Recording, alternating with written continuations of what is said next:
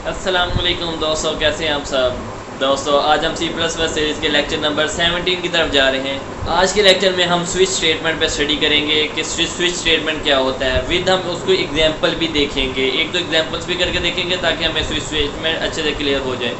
और ये switch statement basically होती यही है कि आपने जो है एक से ज़्यादा डिसीजंस यूज़ करने होना तो आप स्विच स्टेटमेंट यूज़ करते हैं, क्योंकि इफ़ एल्स में एक से ज़्यादा डिसीजन को लेना काफ़ी डिफिकल्ट हो जाता है, कोड काफ़ी बड़ा होता है, तो उसके लिए हम स्विच स्टेटमेंट यूज़ करते हैं। वीडियो को शुरू करते हैं। वीडियो को शुरू करने से पहले अगर आपने मेरे चैनल को अभी तक सब्सक्राइब नहीं किया तो अभी जाएं और सब्सक्राइब करें, और साथ ही साथ बेल आइकन भी क्लिक करें ताकि आपको मेरी हर नई आने वाली वीडियोस मिलती रहे। तो चलिए शुरू करते हैं।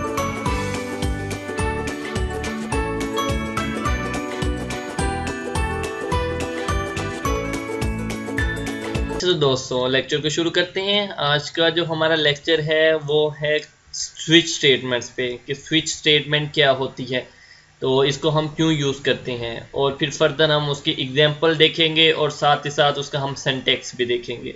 सबसे पहले हम चेक कर लेते हैं कि स्विच स्टेटमेंट को हम यूज़ क्यों करते हैं। स्विच स्टेटमेंट हम यूज़ करते हैं जब हमने एक से ज़्यादा कंडीशंस को चेक करना हो।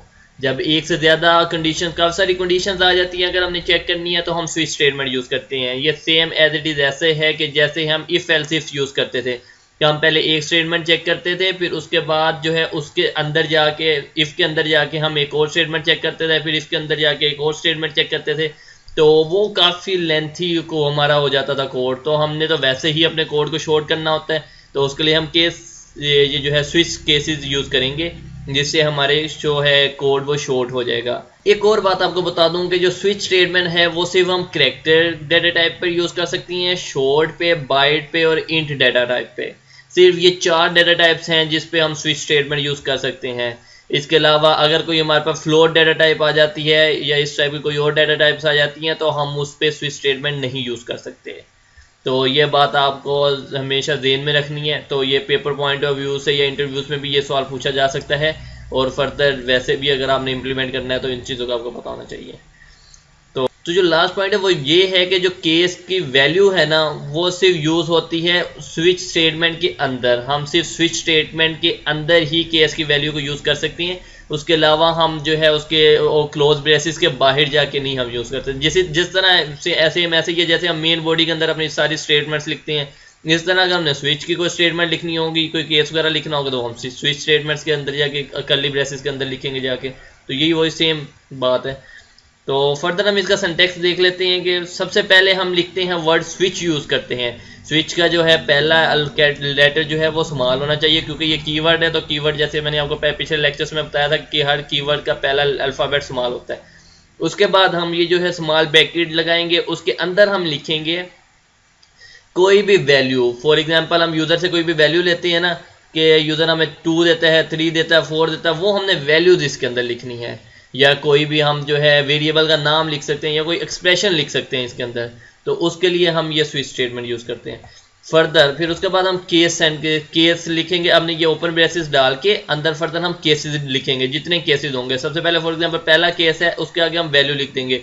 वैल्यू ये वो वैल्यू होगी जो यूज़र हमें देगा। फॉर एग्जांपल हम एक यूज़र से वैल्यू लेते हैं कि वो हमें 1 से 7 तक कोई डिजिट सेंड करे, तो अगर जो भी वो डिजिट सेंड करता है, अगर वो डिजिट इससे वैल्यू में हमने उन डिजिट्स के अंदर से हमने इधर वैल्यू में लिखना है। अगर वो हमें 1 में से 1 सेंड करता है तो फिर ये केस चलना चाहिए, अगर वो 2 सेंड करता है तो फिर ये केस चलना चाहिए। तो इस तरह करके हम केसेस को यूज़ करेंगे। अगर हम इसकी एग्जांपल में जाएंगे तो इंशाल्लाह और भी क्लियर हो जाएगा। उसके बाद केस वैल्यू लिखने के बाद उसके बाद हमने अंदर उसकी स्टेटमेंट्स लिखनी होती हैं, जो स्टेटमेंट हमने प्रिंट करवानी है। क्योंकि अगर को हमारे जो है केस 2 हो जाता है, कोई भी हमारा जो उसने दिया है कंडीशन है वो 2 हो जाती है, तो हमने जो स्टेटमेंट वो जो है एग्जीक्यूट करवानी है तो वो स्टेटमेंट्स हम लिख लेंगे। फिर एंड में हम लिखेंगे ब्रेक, कि फॉर एग्जांपल कि ये अगर स्टेटमेंट्स हमारी अगर जो है हमारा ट्रू हो जाता है तो वो ब्रेक करके एंड में चले जाए, वो बाकी सारी स्टेटमेंट्स को रीड करने की जरूरत नहीं है। अगर पहले में ही हमारी जो है डिसीजन ट्रू हो जाता है तो बस इसी में जो है ब्रेक करके एंड में चले जाए। तो इसी तरह अगर सारे केसेस, फॉर एग्जांपल उसने 10-15 केसेस दिए हैं, अगर सारे केसेस फॉल्स हो जाते हैं, कोई ठीक नहीं होता, तो फिर वो डिफॉल्ट में चले जाए। जैसे हम इफ एल्स में यूज़ करते थे, अगर इफ में डिसीजन ट्रू नहीं होता तो वो एल्स में चले जाता था। इस तरह अगर केस वैल्यू में ट्रू नहीं होता तो वो डिफॉल्ट में चले जाएगा। फिर डिफॉल्ट के अंदर जो स्टेटमेंट होगी वो उसको प्रिंट कर देगा। तो ये इसका सिंटैक्स, और एंड में फिर हमने क्लोज ब्रेसेस लगा देनी है। तो ये हमारा स्विच स्टेटमेंट का सिंटैक्स है। फर्दर मैं आपको C++ पे ले चलता हूँ ताकि हम इसकी कोई एग्जांपल भी देख लें, और एक दो एग्जांपल्स आज देखेंगे इंशाल्लाह, बाकी हम नेक्स्ट लेक्चर में भी एग्जांपल्स देखेंगे ताकि स्विच स्टेटमेंट हमारी बिल्कुल क्लियर हो जाए। तो टर्बो C++ की स्क्रीन पे चलते हैं। अच्छा तो दोस्तों, ये हम अपनी टर्बो C++ की स्क्रीन पर आ गए हैं। तो सबसे पहले मैं बगैर टाइम वेस्ट किए हम हेडर फाइल को इंक्लूड करवाते हैं इसके अंदर। मैं सबसे पहले जैसे कि हम हर उसमें 2 हेडर फाइल इंक्लूड करवाते हैं, इसमें भी हम वही सेम 2 करवाएंगे। ये हमने एक हेडर फाइल इंक्लूड करवा दी कि जो है हमारे इनपुट आउटपुट सी इन और सी आउट के लिए यूज़ करने के लिए। इसी तरह हम एक और हेडर फाइल इंक्लूड करवाते हैं क्योंकि हमने गेट ch और क्लियर स्क्रीन भी यूज़ करना है, तो हम वो उसके लिए भी हेडर फाइल इंक्लूड करवा देते हैं।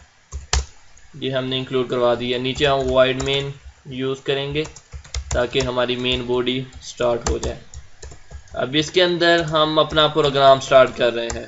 तो जैसे कि आपको पता है, सबसे पहले हम वेरिएबल डिक्लेयर करवाते हैं। हम इंट के नाम इंट लेके हम एक वेरिएबल करवाते हैं डे के नाम से, ठीक है। ये अब हम स्विच स्टेटमेंट की तरफ जा रहे हैं। इसमें हम चेक करने जा रहे हैं कि यूज़र हमें देगा 1 से 7 तक कोई भी डे का नंबर, तो हम बताएंगे ये मंडे है या ट्यूसडे है या वेडनेसडे या कोई भी वो जो है डेट बताएगा तो हम उसका डे बताएंगे। सी आउट से हम कहते हैं इंटर। तो जैसे कि दोस्तों ये मैंने लिख दिया है सी आउट के अंदर inter any number between 1 to 7। ये मैंने डबल कोट्स के अंदर लिखा तो ये एज इट इज प्रिंट हो जाएगा। एंड में मैंने एंड लाइन यूज़ किया ताकि हमारी वो नेक्स्ट लाइन पे चले जाएगा। तो फिर हम सी इन के ज़रिए हम ना वो वैल्यू जो भी देगा वो हम डे के अंदर स्टोर करवा देंगे। चलो जी, ये तो हम जो है हर प्रोग्राम के अंदर करते आ रहे हैं। इसके अंदर हम शुरू में क्लियर स्क्रीन भी लिख देते हैं। ये जो हम शुरू से हर प्रोग्राम के अंदर करते आ रहे हैं ये वही है। अब हम स्विच स्टेटमेंट यूज़ करते हैं। तो स्विच स्टेटमेंट सबसे पहले जैसे मैंने आपको सिंटैक्स बताया था कि सबसे पहले हमने सेम स्विच कीवर्ड यूज़ करना है, फिर हमने ब्रैकेट लगानी है, ब्रैकेट के अंदर हमने केस लिखना है।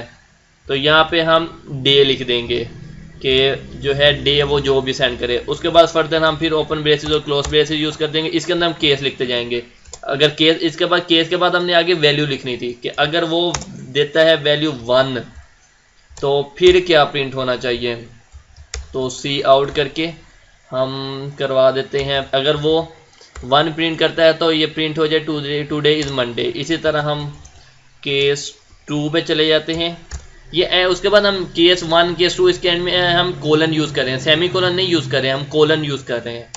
फिर हम फिर सी आउट यूज़ करते हैं। तो हम लिख देते हैं टुडे इज़ ट्यूसडे।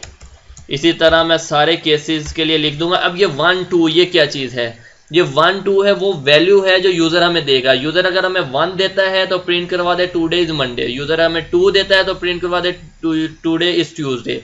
और वो कैसे पता लगेगा कि 1 2 इस हमने स्विच के अंदर भी बता दिया कि ये हमने डेज को चेक कर रहे हैं।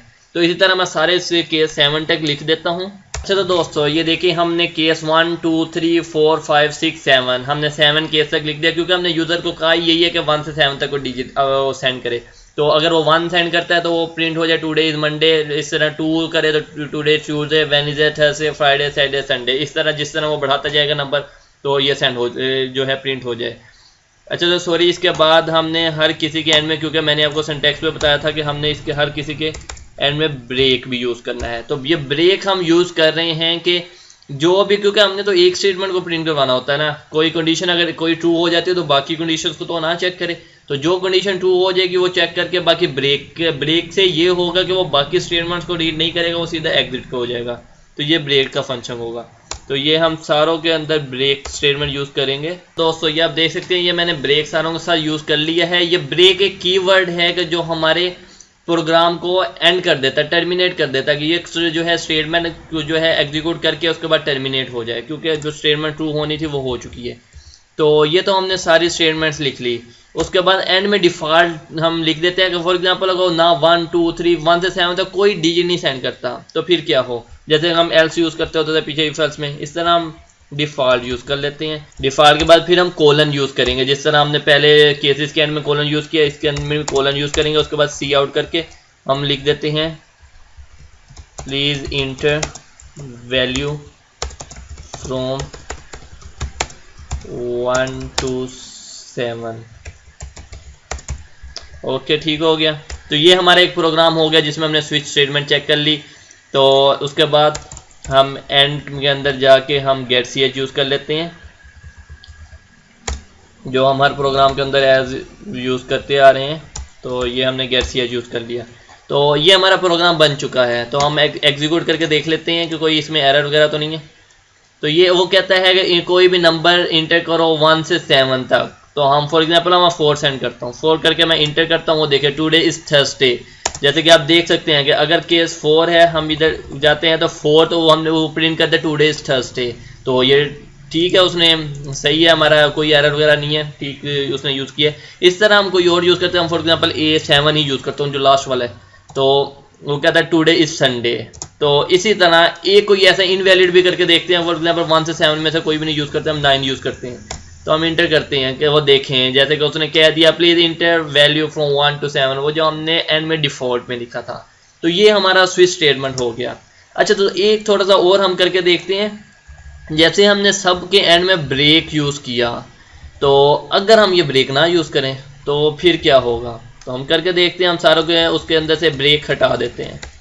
तो दोस्तों जैसे कि आप देख सकते हैं कि मैंने हर केस के एंड में से ब्रेक को रिमूव कर दिया। अब मैं एग्जीक्यूट करके देखता हूँ।